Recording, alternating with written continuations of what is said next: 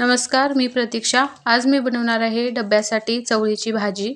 तर इथे मी स्वच्छ पाण्याने अशी चवळी स्वच्छ धुवून घेते आणि नंतर आपल्याला निवडून घ्यायची चवळी, म्हणजे अशा पद्धतीने तोडून घ्यायची।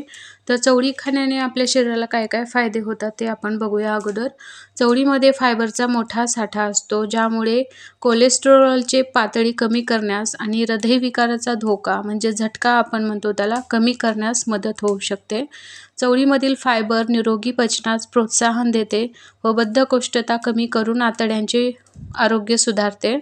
आणि चवळीमध्ये जास्त फायबर असल्यामुळे चवळीची भाजी खाल्ल्यावर जास्त वेळ पोट भरल्यासारखं वाटतं, त्यामुळे वजन पण नियंत्रित राहतं। चवळीमध्ये कॅल्शियम, फॉस्फरस आणि मॅग्नेशियम सारखी खनिजे असतात, जी मजबूत आणि निरोगी हाडे राखण्यासाठी फायदेशीर ठरतात। त्यामुळे चवळी खाणं खूप फायदेशीर असतं। नंतर मी सगळी चवळी निवडून घेतली। नंतर कांदा घेतलाय, लसूण ठेचून घेतलाय, बटाटे घेतले आणि कढीपत्ता। इथे गॅसवर कढई ठेवून कढईमध्ये तेल टाकून ठेवले गरम। नंतर तेल तापल्यानंतर त्यामध्ये मोहरी, जिरे टाकून घेते। मी काय करते, मसाला डब्यामध्ये मोहरी आणि जिरे मिक्स करून ठेवते। जेव्हा आपल्याला उपवासाचं काही करायचं असेल तेव्हा मी अलग थोडेसे जिरे ठेवून देते, त्यामुळे मी एकदाच मोहरी आणि जिरे टाकून घेतले। त्यानंतर ठेचून घेतलेला लसूण टाकले।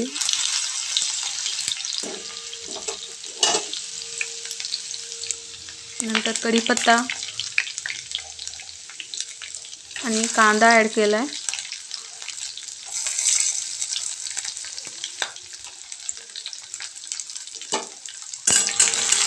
आणि कांदा छान तळून घ्यायचा।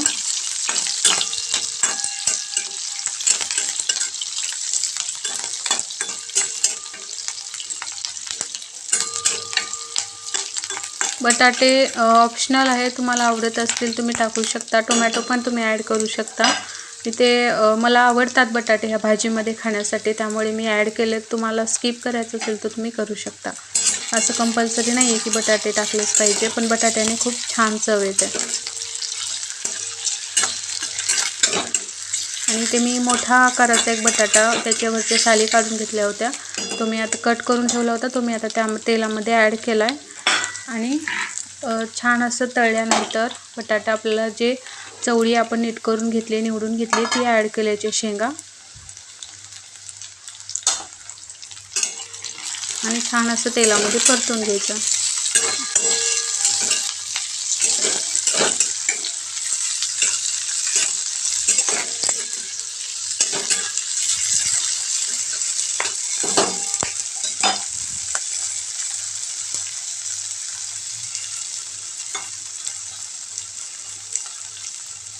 त्यानंतर यामध्ये मी अर्धा चमचा हळद टाकली आहे।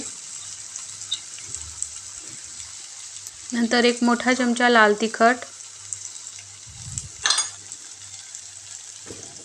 आणि नंतर शेंगदाण्याचं कूट। तुम्ही यामध्ये तिळाचं कूट, परत डाळव्याचं कूट, परत अजून ते कारळाचं कूट, ते पण कूट तुम्ही ॲड करू शकता। मी ते शेंगदाण्याचं कूट ॲड केलंय आणि आता ते व्यवस्थित परतून घ्यायचं।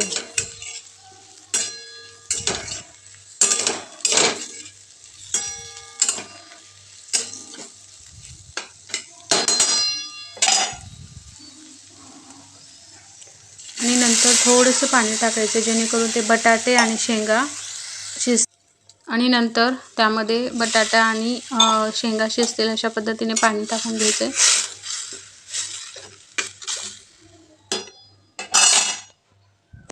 आणि सगळ्यात शेवटी आपल्याला मीठ ॲड करायचं चवीनुसार।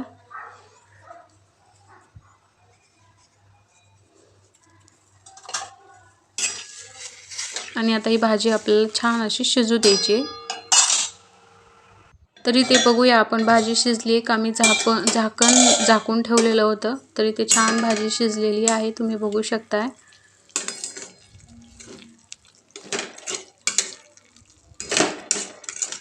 आणि जास्त वेळ नाही, फक्त 10 मिनिटच लागतात ही भाजी शिजण्यासाठी।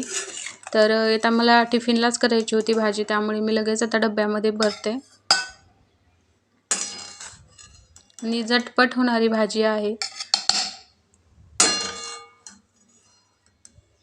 आणि आता सगळीकडे चवळीच्या शेंगा सगळ्या शेतामध्ये आलेल्या आहेत, खेडेगावात तर खूप जास्तीच।